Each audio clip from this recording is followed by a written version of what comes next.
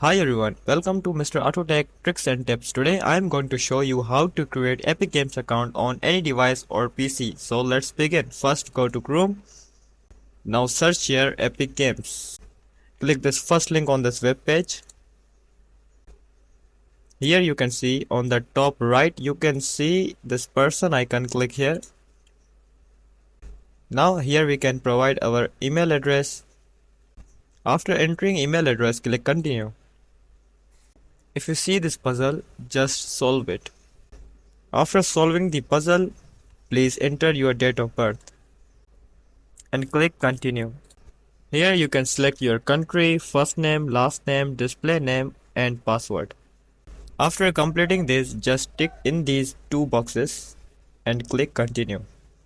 Here is another puzzle, so just solve it.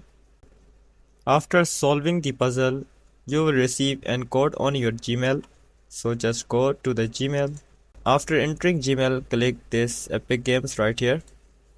Here is your code, just copy it and paste right here and click verify mail. Here you can see your account will be completed. If this video helps, please drop a like, subscribe my channel and thank you so much for watching.